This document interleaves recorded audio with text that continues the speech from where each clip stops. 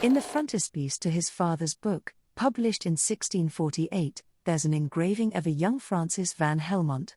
Tucked into a bizarre overlapping portrait, he peeks out at the reader from behind his famous father's head, his right eye entirely obscured by the elder Van Helmont's left ear. Francis' father was Jan Baptist van Helmont, the Flemish chemist, doctor, and alchemist who is credited with founding the study of gases, and who claimed to be the first to use the word gas scientifically. After an early clash with the Inquisition, which didn't like some of his nuttier medical ideas, Jan opted to play it safe and asked his son Francis to publish the bulk of his writing after his death. Dutifully complying, Francis squeezes into the picture. Orbited by the heraldic shields of his ancestors, he cozies up to Dad as if ready to take on this intellectual bequest. He will be the Van Helmont, his father's true heir, for the rest of the 17th century. In some sense, this was accurate. Born in Brussels in 1614 and dying at the end of the century in 1699, Francis left his mark on the era. No less a luminary than Gottfried Leibniz wrote his epitaph, but his historical influence was slight and he is now largely forgotten. He makes an appearance, here and there, thanks mainly to his role in editing his father's work. As late as 1911, an encyclopedia entry on Jan acknowledges that debt, but in mentioning Francis only scoffs at the wilder confusion of mystical theosophy and alchemy in his writings. And yet Francis, in his own day, was a celebrated physician, innovator, diplomat, and religious thinker, who was friends with the philosopher John Locke and the chemist Robert Boyle, and about whom Leibniz wrote, "If such a man had been born among the Greeks, he would now be numbered among the stars." Leibniz actually ghostwrote Francis' last book, while Francis himself contributed to Leibniz's metaphysical idea of the monad. Although it's somewhat hard, after 4 centuries, to see the younger Van Helmont's stellar substance, he was the type of person whose sphere of influence is local and immediate. His ideas generated more excitement in person than they did on paper. Friends found his conversation inspiring and original, and they admired his moral fiber. One, Henry Moore, even wept at the thought of his goodness, saying that Francis van Helmont could draw moisture from flint.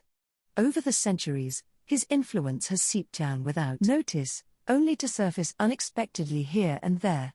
His religious ideas and translations were, for instance, instrumental in shaping the theologian and mystic, whose own writing profoundly affected people as various as Emerson, Jung, Balzac, Strindberg, and Henry James, Sr. As for Francis' own intellectual training, he was indebted to his father.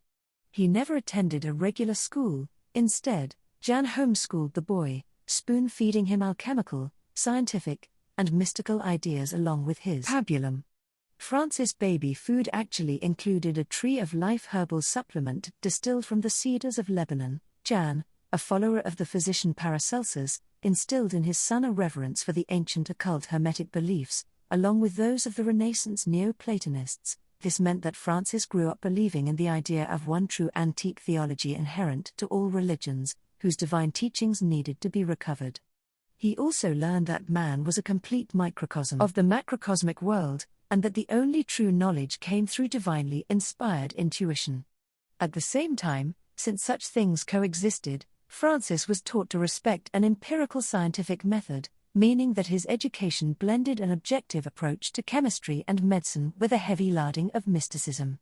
Such schooling, directed at a boy who displayed a natural bent toward rebellion, would turn Francis into a free-thinking misfit, always searching for answers regardless of danger or ridicule. In keeping with his early Lebanese cedar dosing, he became a health-conscious vegetarian and teetotaler at a time when such behavior was considered oddball to the point of insanity. He did, in fact, live to the age of 84 when the average life expectancy was decades younger. In the autobiographical preface to his father's work, Francis describes how his relatives looked down on him for his strange ways and thought he would at length become mad. For the preservation of my health, and increasing of my strength, I lived soberly for many years together. I also abstained from fleshes, like as also from fishes, wine, and ale or beer, and that so far, that I incurred the contempt and disdain of my kindred, who upbraided me as I conjecture, from a good zeal. What unwonted thing doth he again begin? His unwonted leanings persisted all his life. A Christian Kabbalist, Francis published translations of Kabbalistic writings, the most comprehensive collection of the time. His interest in the Jewish Kabbalah, which had acquired its enclave of Christian adherents during the Renaissance, stemmed from his desire to find a common ancient Christian, of course, source for all religions. It was an unorthodox pursuit, but he was, in general, devoted to unconventional and often liberal ideas. He translated a book advocating the reform of prisons, published writings that promoted religious tolerance, briefly became a Quaker, and established a short-lived work commune in Germany. Meanwhile, he kept busy as a political, economic, and medical advisor to princes, princesses, and other nobility, finding time between his doctoring and diplomacy to devise a mechanical cure for scoliosis, design a new kind of spinning wheel and a more efficient wheelbarrow, learn carpentry and weaving, and invent running shoes with springs. He also figured out how to temporarily preserve the corpse of his good friend Anne Conway. He pickled her in wine inside a lead coffin with a glass window, until her husband could return home from abroad and gaze at her features one last time. One of Francis' more fascinating areas of study is a peculiar book he wrote on the subject of Hebrew. He formed his ideas about the language while being held and tortured by the Inquisition for a year and a half. In 1661, before he had published anything at all, the Catholic Church arrested and charged him with Judaizing or of being a Jew, a catch-all charge in the 17th century that, in Francis' case, appeared to mean you have liberal ideas. They were right about that, though, ironically, he would far rather have converted the Jews to Christianity than become a Jew himself, and he had every reason to expect he might be burned at the stake. Regardless, he took his imprisonment in stride, and between trips to the torture chamber he conceived his theory of language. Usually referred to as the small book outlines Francis' concept of Hebrew and his scheme for teaching deaf-mutes to speak it. The frontispiece to the book shows Francis sitting at a table in his cell in Rome, facing a mirror. He is scientifically measuring his lips with a pair of calipers. The theory he propounds is that the ancient and therefore uncorrupted Hebrew characters are actually diagrams illustrating how the lips and tongue should be positioned when uttering the sounds they make. A series of woodcuts in the book show cross-sections of heads in profile, with the speech organs exposed to reveal how they are shaped like Hebrew letters. This resemblance, a kind of pronunciation guide, means that people who are deaf can easily learn to sound out Hebrew because the tools for speaking it are innate, rooted in the very bones and muscles of our bodies. Our organs for speech match this holy, and of course, holy, natural language. Francis van Helmont, a whimsical proto-Noam Chomsky, believed not that we are born with a mental template or apparatus for learning grammar, but that we are born with the shape of the Hebrew characters literally written, or at least easily writable, in our mouths and throats. Though his theory was eccentric, Francis' preoccupation with the idea of a natural language formed part of a long historical debate, still active in the 17th century, over whether language was natural or artificial. Since antiquity, two schools of thought had grown up around the question, with some believing that language was made of random symbols, a view Aristotle held, and some thinking words and letters accurately represented nature, an idea Plato was drawn to but which he ultimately found impractical and unlikely. Despite Plato's misgivings, Neoplatonists and alchemists of later centuries embraced the idea of a purely natural language that had an innate connection to reality, as did Jewish and Christian Kabbalists. For Francis van Helmont and those who thought like him, the abstract signs of language, especially the divine language of Hebrew, were firmly concrete. Words, letters, and symbols carried an innate power that not only corresponded intrinsically to the things they represented but could also reveal the invisible spiritual truths and secret symmetries of the universe. As for ancient Hebrew, it was of course the most natural language since it was the one God had specially given to man, something you believed if you were similar to Francis, though this idea was of course hotly debated among philosophers and Christians, as were other related points about language. Do thoughts precede words, or is language the prerequisite for thinking? Do things in the world exist before they are named? Which came first, the chicken or the word chicken?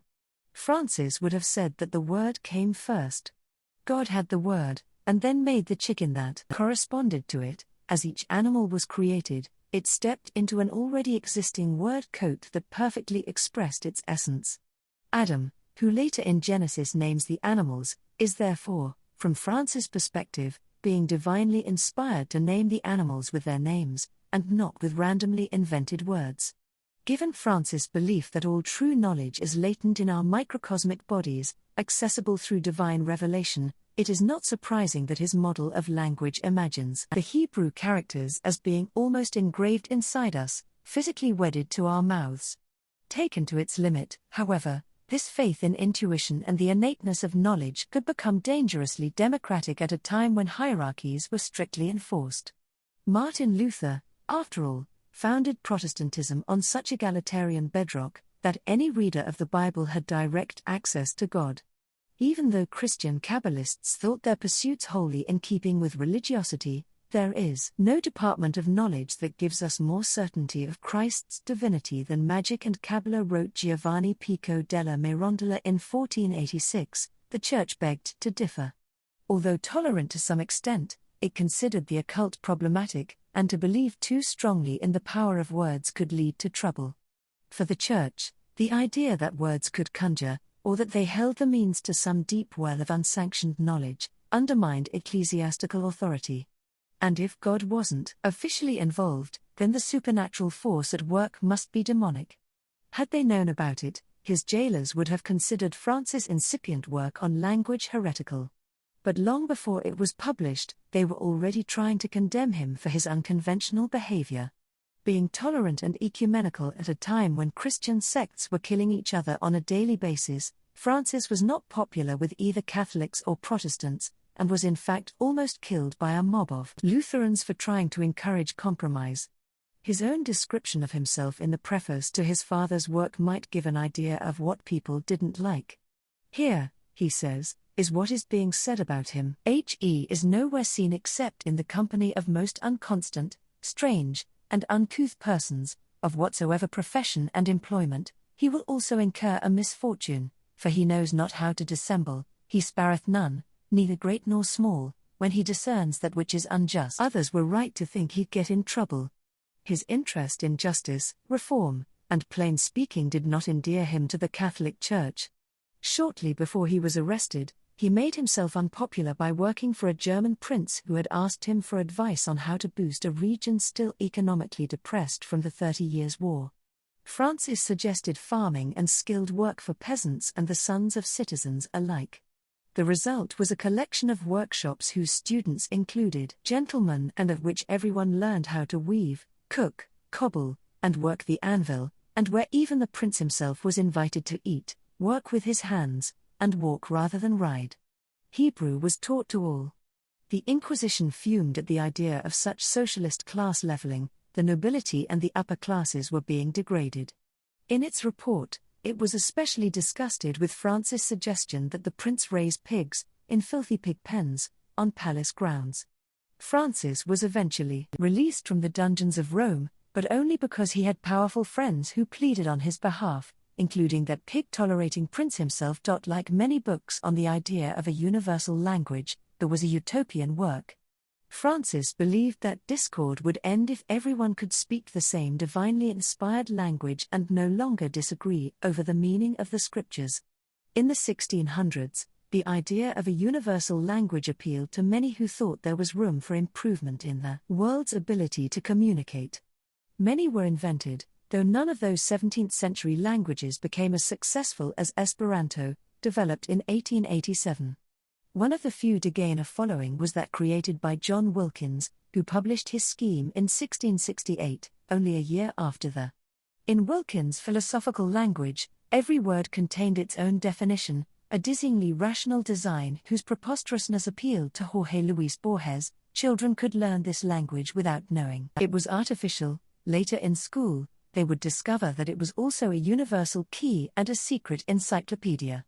To Francis van Helmont, though, ancient Hebrew already was the ideal universal language, the key that unlocked us and whose codes we held within, he would have considered the invention of a new and secular one counterproductive. Saint Jerome might have called Hebrew the language of hissing and broken-winded words in contrast to the elegance of Latin, But for Francis, ancient Hebrew was the bodily inscribed answer to perfect knowledge and harmony. It is hardly surprising that being isolated in prison made Francis think about being stuck on an island of deaf mutes. Apart from the seclusion, he was also perhaps thinking of his torturers, who for a year and a half were deaf to his reasoning. How could he communicate with these people? How could he make himself understood? He looked in the mirror, looked at himself as a source of knowledge, and his reflection told him everything. If you started with the smallest footnote of a man from the 17th century, you could end up with the book of the universe. If you examined the tongue and glottis, you might discover how easy it was to utter the natural words of Hebrew. Connection and understanding were possible, he believed. We could all speak the same language. In a time of raging violence among religious sects, this was indeed a hopeful attitude. In 1699, the year Francis died, Jonathan Swift's fictional character Gulliver set off on his travels. In the story, Swift satirizes the idea of a universal language when he as Gulliver visits scholars hard at work on a scheme for entirely abolishing all words whatsoever, in which it is proposed that people carry around objects instead of speaking. If a man's business be very great, and of various kinds, he must be obliged, in proportion, to carry a greater bundle of things upon his back. Ironically, a scholar has recently suggested that the supposedly made-up, nonsensical words of a Lilliputian language Gulliver encounters are actually closely derived from Hebrew, which Swift studied at Trinity College. These Hebraic words actually lend a measure of sense to what the Lilliputians are saying, meaning that Swift, in trying to invent a new foreign tongue, found himself borrowing, either consciously or not, from Francis van Helmont's most natural and ideal universal language. Francis, too courteous to take the last laugh, would hardly have been surprised.